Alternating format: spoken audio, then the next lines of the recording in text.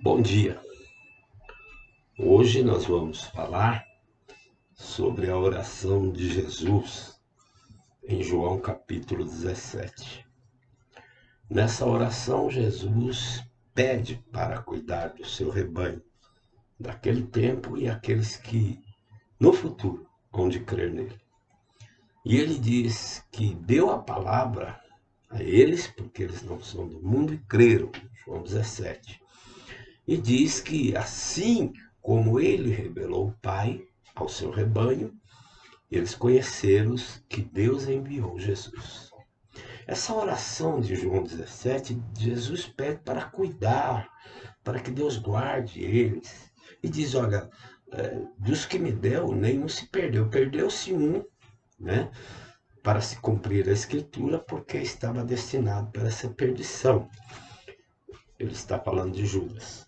Mas a oração de João 17, que você deve pegar a sua Bíblia e ler inteiramente, vai ver que Jesus ora a Deus pela unidade, para que sejamos um. Olha, em Cristo Jesus, no seu Evangelho, na sua palavra, crendo nela como ela é, aqui na Bíblia Sagrada, né? Nós somos um, temos uma mesma fé, né? É um só corpo, e somos sustentados por um só Espírito, que é o Espírito de Deus, e por uma só palavra, que é a palavra de Jesus. Nós não temos várias Bíblias de várias formas que são inventadas.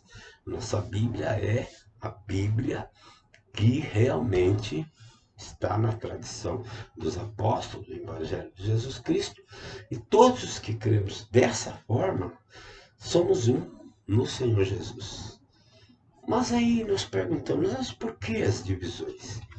Bem, a divisão, ela já existia na igreja primitiva, porque o apóstolo Paulo diz, olha, vão entrar pessoas que vão tentar pregar um outro evangelho, uma outra coisa, principalmente os judeus, né? Que entraram na igreja para desviar a atenção dos discípulos, para que as pessoas deixassem de seguir a Jesus e se voltasse aos ensinos do judaísmo, que está baseado na lei de Moisés, no qual Jesus cumpriu a lei e é nele agora é que devemos estar crendo.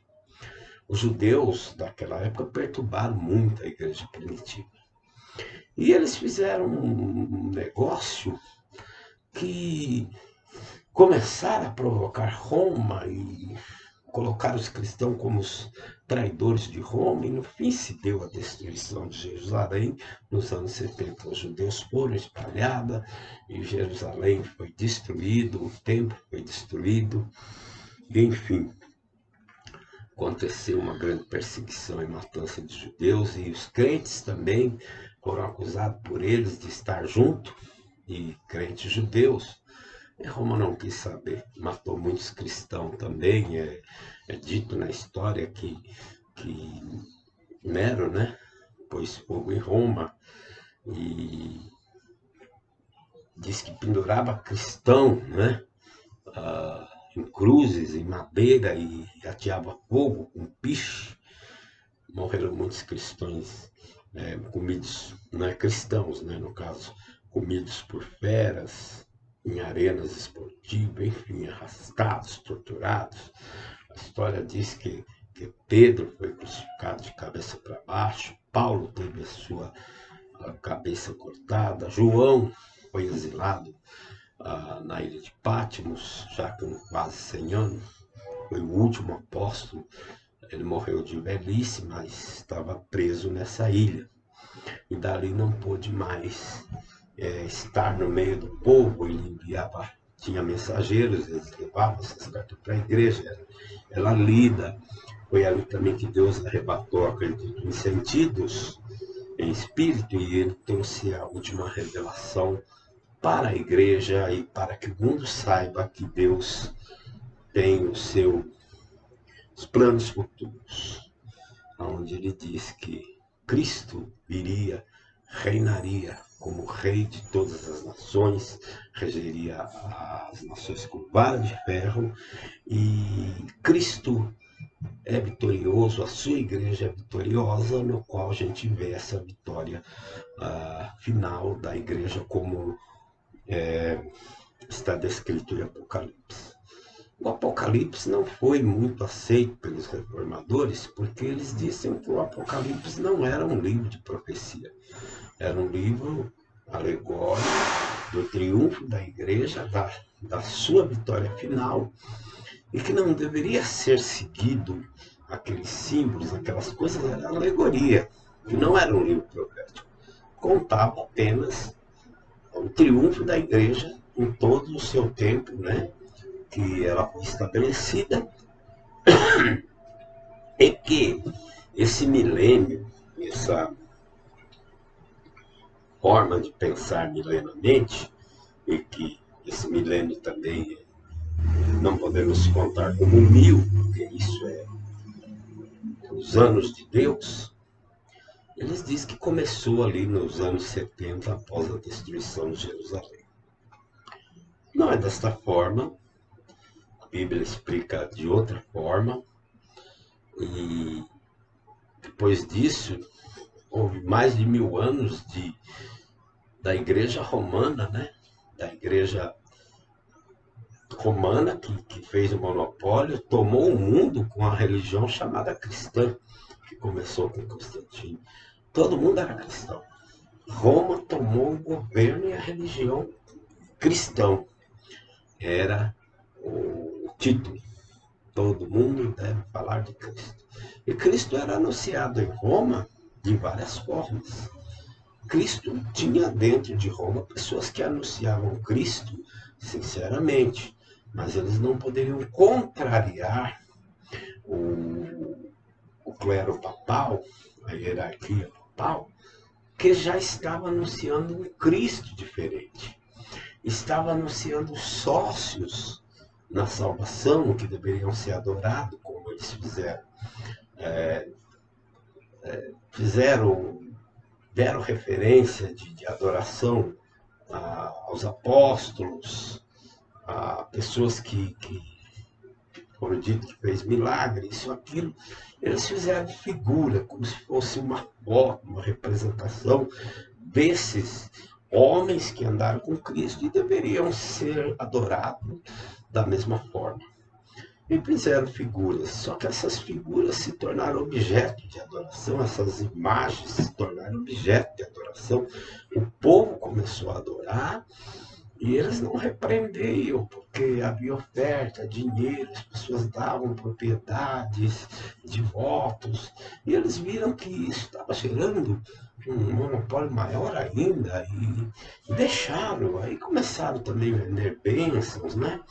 Terreno no céu, salvação, até que chegou um homem, um ex-padre, que foi levantado por Deus, com certeza, para desmascarar tudo isso. Fala, gente, a salvação é pela graça, é pela fé. Nós não podemos vender nada do que se refere à Bíblia, daquilo que Deus deu. Essas vendas de bênção, vendas de salvação, vendas de perdão, vendas de poder para ser curado, isso e aquilo, isso é mentira. Nós temos que orar a Deus e se podemos orar, e dele vem a resposta. Não podemos vender as coisas da Bíblia. Isso, a pregação da Bíblia, as bênçãos, a oração, isso é dado de graça.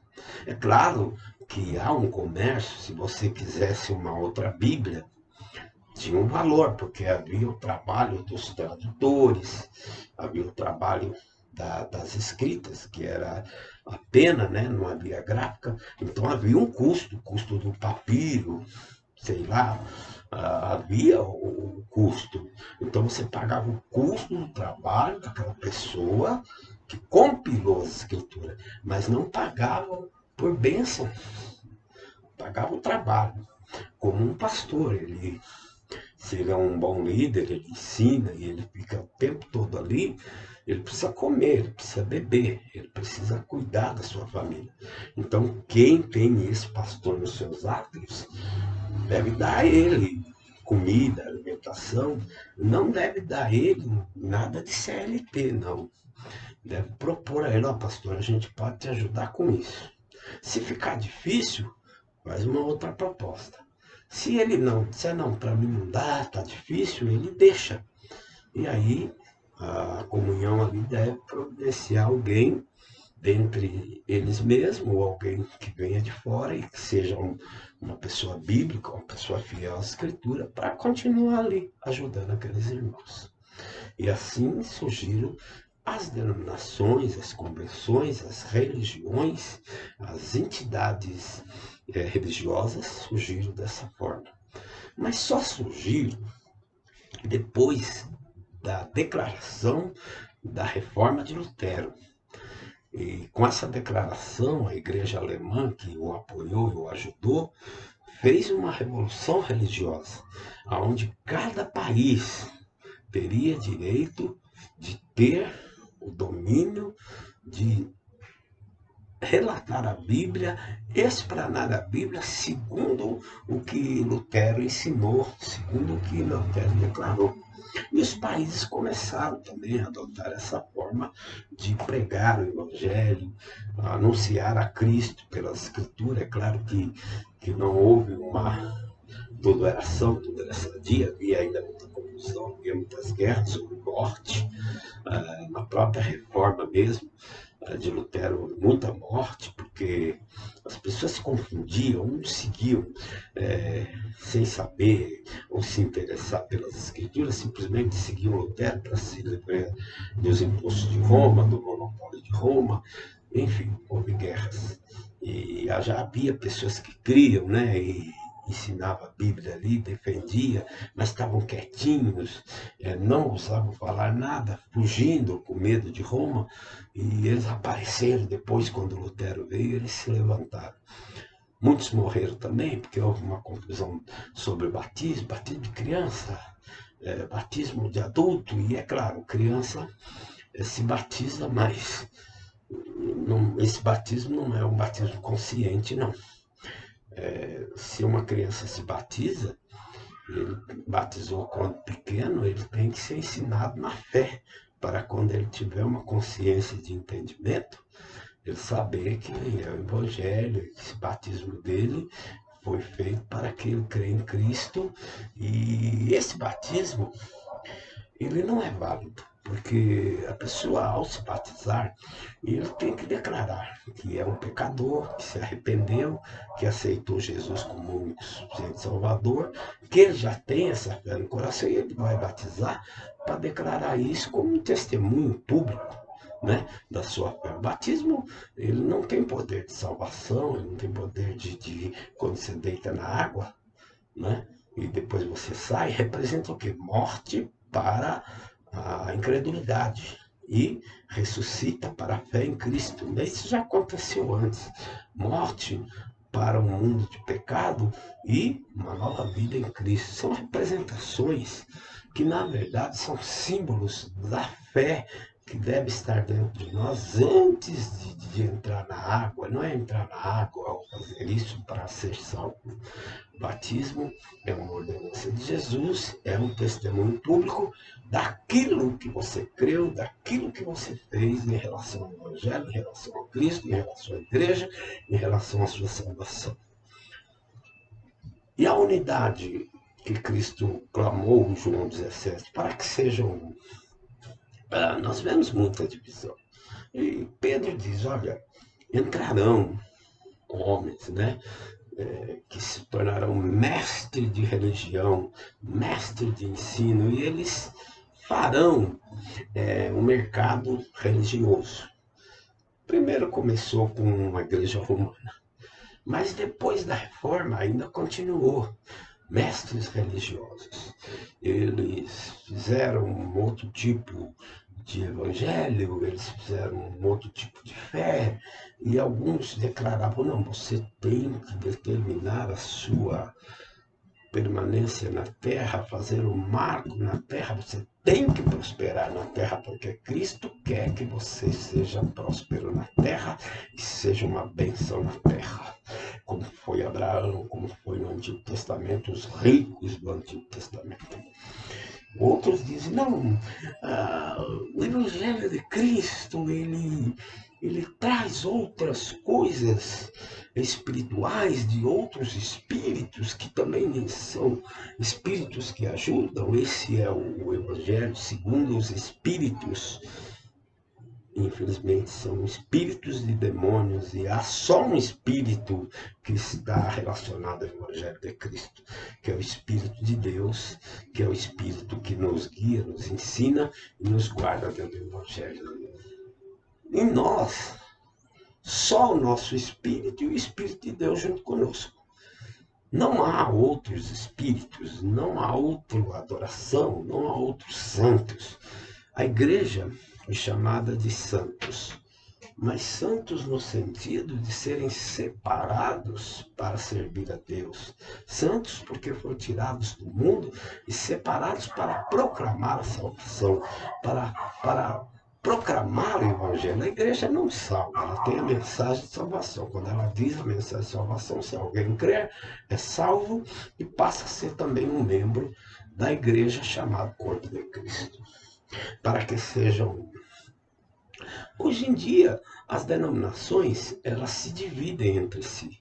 E às vezes ela não se divide na doutrina, não se divide no ensino. Ela se divide porque eles se tornaram o quê? Um grande monopólio, uma grande instituição. E alguém ali dentro fala, mas tem que seguir essas regrinhas desse povo, desse estatuto. Ah, não, eu vou fazer a minha, né? A minha instituição. E ali ele até arrebanha pessoas para segui-los, mas assim, se ele vai continuar pregando de fato o Evangelho, e se fazer essa instituição para de fato continuar na sã doutrina, amém. Mas aí já entra um erro, né? Porque alguns que o seguiram, a gente não sabe a intenção do coração, e lá na frente começa a distorção. Aí vem outra denominação, nasce, aí vem a distorção. Nas primeiras denominações, as primeiras convenções que foram criadas, era bom, estava sadio, mas lá dentro também surgiu outras heresias. A gente não está livre de heresias, não está livre de perturbações doutrinárias, e até Cristo voltar nós vamos sofrer com isso. Então não vou congregar. Não, nós devemos congregar.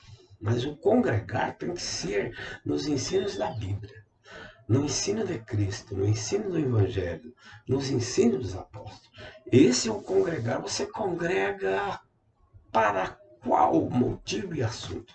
A Bíblia. Eu congrego para aprender da Bíblia, em prol da Bíblia, e congrego para tratarmos assuntos bíblicos. Mas surgiu outro tipo de congregação. As pessoas se congregam para fazer algum negócio, congregam para buscar algum poder, algum profeta, enfim, surgiu várias coisas. Não se congregam em torno tão somente falar das Escrituras, aprender das Escrituras e ajudar uns aos outros, porque a fé gera prática, ajudar uns aos outros na prática das Escrituras. Hoje, as congregações, as denominações, são muitas. E contando com religiões e seita, muito mais. É difícil congregar? Sim. É difícil achar uma denominação que se preocupa só em ensinar, praticar e viver uma vida prática em torno da Bíblia? Sim. Isso mostra que somos imperfeitos. Os crentes estão confusos? Sim. O cristão hoje está envolto em muitas confusões. Qual é a segurança dele? Ficar no Evangelho.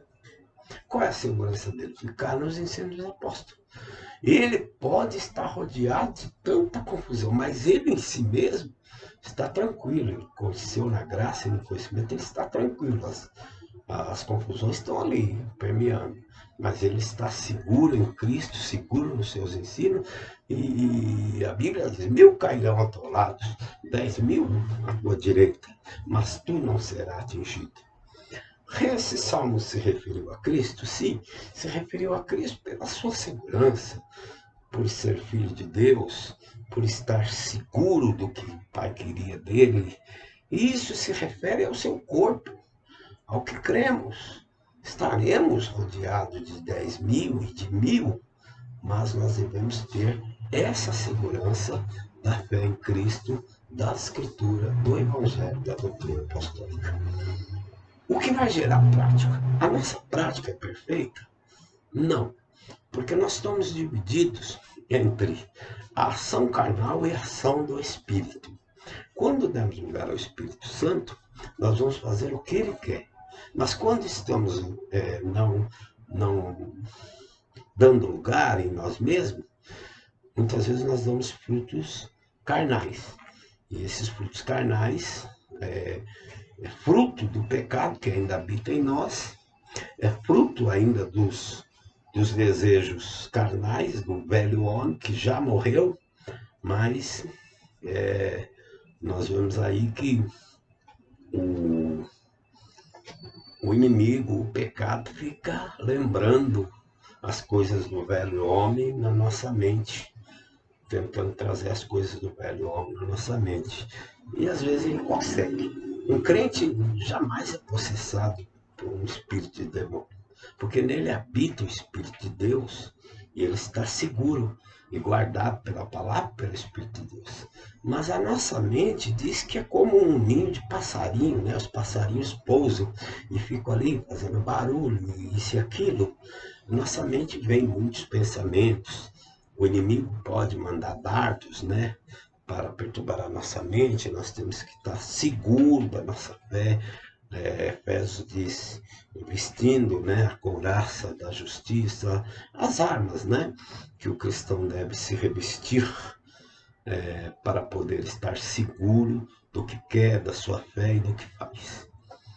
Mas um fato que muitos cristãos ainda têm uma fé segura, mas não examinam a Bíblia, não lê muito, e essa segurança da sua crença é abalada, muitas vezes, por falsos ensinos, falsos ensinadores. Começa a ficar na mente, aí o que ele tem que fazer? Eu vou ler na Bíblia. Eu vou chamar um irmão, vamos ler junto na Bíblia, vamos esclarecer isso. Então ele vive constantemente tendo que buscar uma coisa e outra para poder entender aquilo. Glória a Deus quando ele busca na Bíblia. Se ele não entendeu, ele vai procurar alguém de ensino fiel e ali vai mostrar para ele, ó, é aqui. E a Bíblia se confere com Bíblia. O texto da Bíblia se confere com o texto da Bíblia. Bíblia é ensinada Bíblia com Bíblia. E uma coisa, uma referência com outra, e que forma uma certeza. Não é Bíblia com o que eu acho, o que eu penso. É Bíblia com Bíblia. Mas ainda há muita confusão, há muitos cristãos sinceros e verdadeiros em confusão e desviados. Devemos congregar? Com certeza. Se você não está numa convenção, numa instituição, você tem que ter comunhão com cristãos que estudam a Bíblia e são fiéis. Tem um lá na minha empresa, amém. Tem 2, amém. Tem 3, amém. Onde você estiver, você tem que ter comunhão com cristãos que amam estudar a Bíblia e estudam de forma sincera. Fé, agora vem a prática.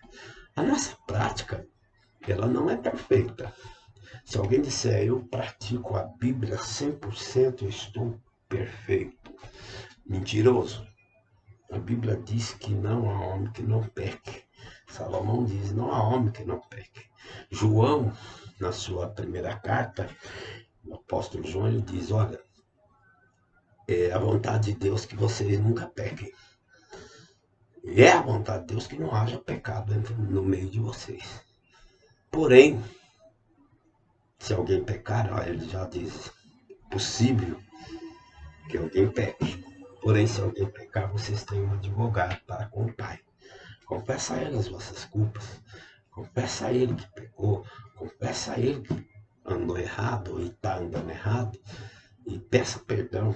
Porque o sangue de Jesus Cristo nos purifica de todo pecado. E aí nós vamos a Cristo, aquele sangue que ele derramou uma vez só. Está na memória de Deus, não é que Deus vai mandar o sangue de Jesus invisivelmente caindo sobre nós para purificar nossos pecados, como muitos ensinam por aí. Não. O sangue de Jesus derramado está na memória de Deus quando nós pedimos perdão. Em nome de Jesus, Deus lembra do seu sangue que foi derramado por nós, do seu corpo que foi nos dado. E é por isso que celebramos a ceia, porque é um símbolo do corpo e do sangue de Jesus. É em memória. Quando nós fazemos isso, nós lembramos o que Cristo fez por nós. Não é que o pão vai se tornar corpo e o suco de uva, alguns usam vinho, vai se tornar sangue. Não, não é nada disso. São simbolismos, assim como o batismo é um símbolo da nossa fé, da nossa crença em Cristo. Mas alguns reformadores deixaram ainda essas liturgias, né? Corpo, os pão vira corpo e o sangue, né? Ou o suco de uva vira sangue. Ainda há alguns que dizem há sacramento na ceia, há poder. Quando você toma ceia, você se enche de poder. Eu digo ao contrário, se você tomar ceia e não fazer um exame de si mesmo, fazer um exame da sua fé sincera, ou se você está com heresias, é crente, mas está cometendo heresias aí no ensino de Cristo, quando você toma ceia, você é disciplinado, você é castigado se você não confessar os seus pecados. A Bíblia diz, confessa os seus pecados a Cristo, examine o homem a si mesmo e coma desse pão e desse cálice, não fuja. Fugir da ceia não vai impedir a correção de Deus no seu povo e na sua igreja. Então confessa, reconheça, peça perdão e tome a ceia. Porque se nós reconhecemos os nossos erros, as nossas mentiras, os nossos enganos, e dizer, Senhor, eu estou errado, estou errando, confessar, pedir perdão, Deus nos perdoa. Mas se eu tomar ceia, não vou falar nada não dá de qualquer jeito, vou tomar ceia porque eu quero conferir poder na minha vida.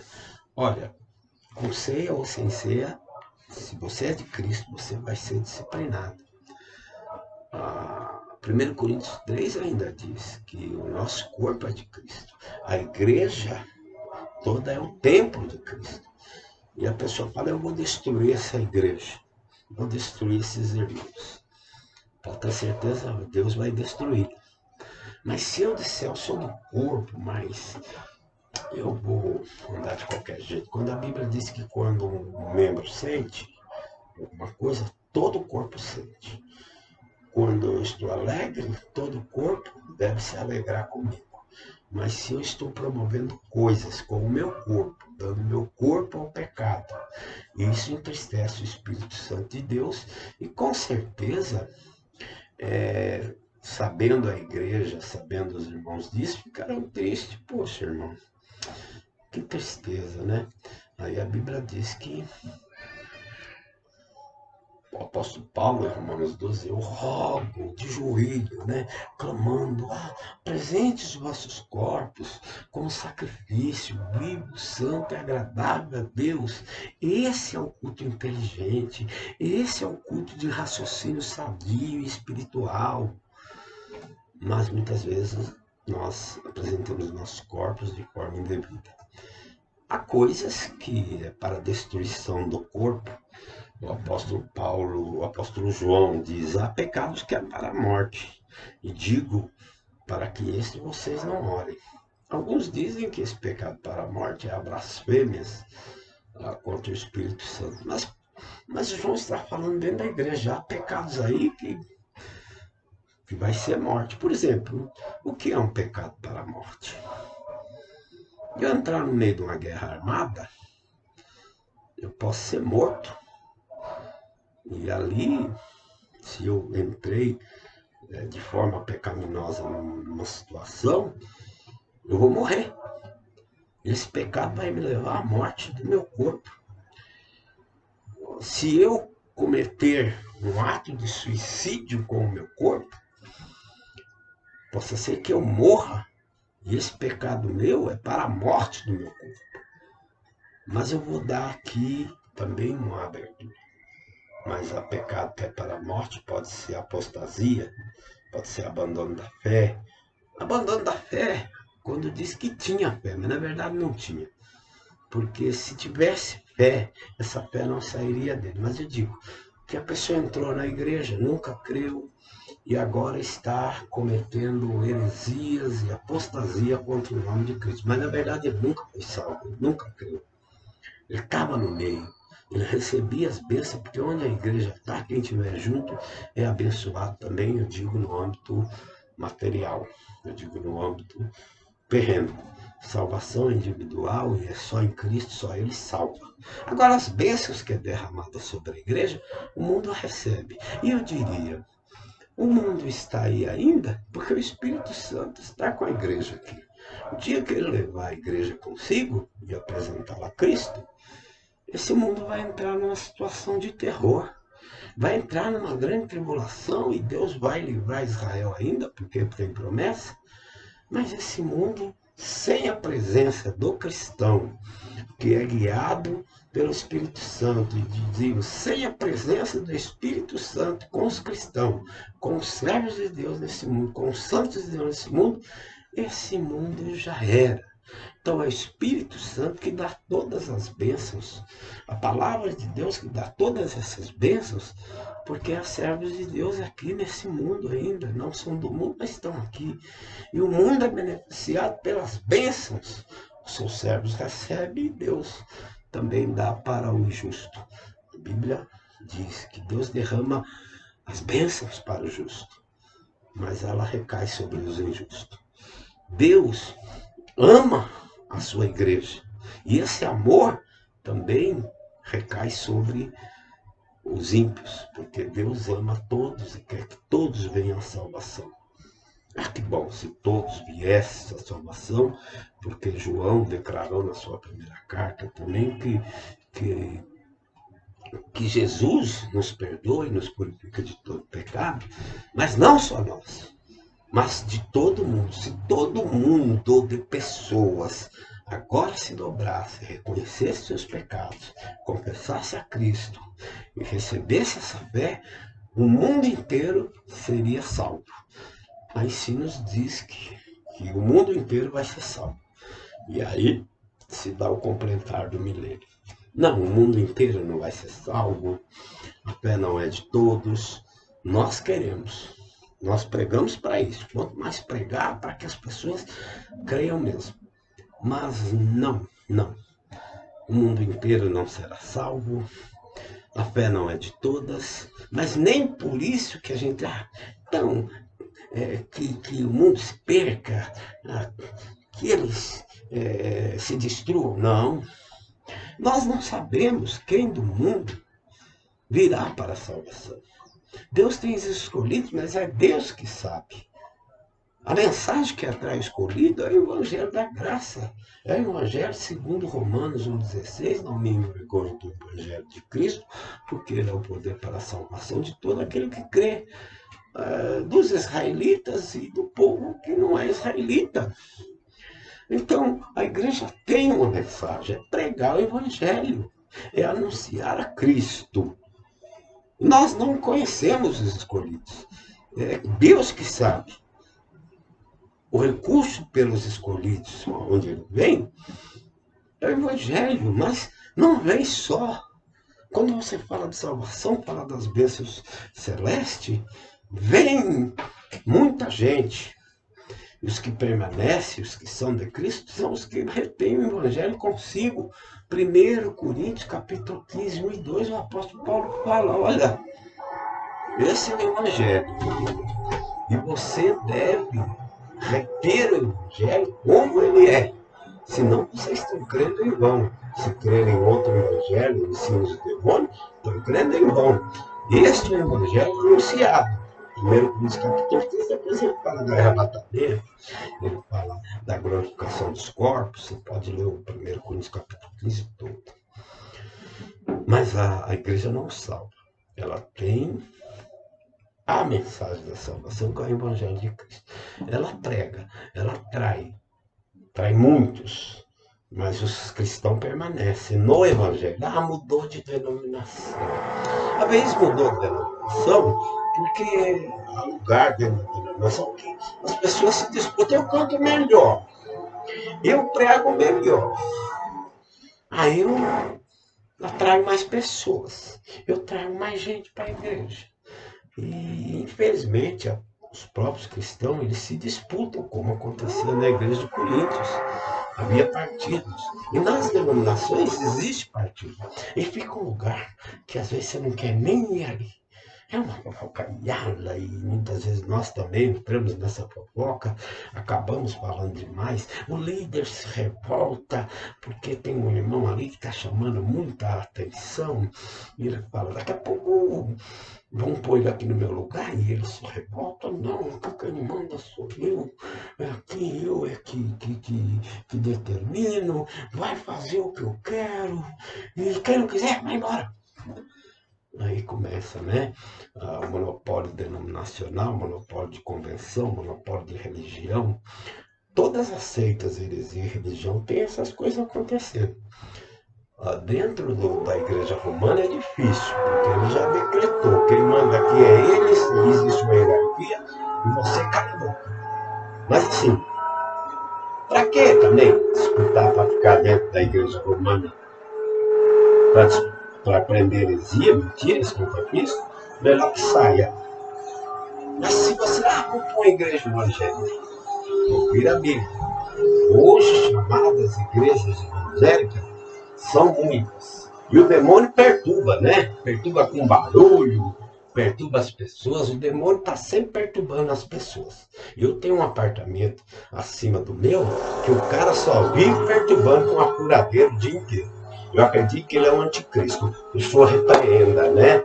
Mas eu não posso ficar bravo com isso, porque deixa na mão de Deus, né? Deus é que cuida. Mas no mundo nós teremos aflições, teremos tribulações. E eu vou deixar essa mensagem com vocês, porque a unidade, seja um. Somos um no Evangelho, somos uns na fé em Cristo, somos um na doutrina do apóstolo, somos um. E tem multidão de pessoas que creem dessa forma. Mas também há muitas religiões, há muitas heresias, há muitas mentiras que querem dizer nós somos um. O ecumenismo diz há um só Deus. Importa é que há um só Deus e todos estão com esse Deus. Não, nem tudo que fala de Deus é Bíblia. Nem tudo que diz da Bíblia, em partes ou de forma confusa, é de Deus. Bíblia, Novo Testamento, ele é plenamente ensinado. Nós lemos o Antigo, sabemos que ali a bênção de Deus, podemos aprender muita coisa no Antigo, mas a nova aliança está no Novo Testamento, no sangue do corpo de Cristo. É Ele que fez essa nova aliança, é nele que estamos. O Novo Testamento, dado por Cristo, ensinado aos apóstolos, essa é a nossa fé, essa é a nossa unidade. Se você não está perto de mim, está lá no Japão, está na Rússia, eu nem te conheço, mas você tem essa unidade, você é um comigo, é um com Deus. E assim eu termino essa escola bíblica de hoje. Deus abençoe a todos. Eu vou parar porque está havendo uma construção e está tendo um barulho aqui, justamente na hora dessa escola bíblica. Mas que Deus abençoe e que a gente continue essa escola num outro domingo, vou estar sempre editando. Deus abençoe a todos.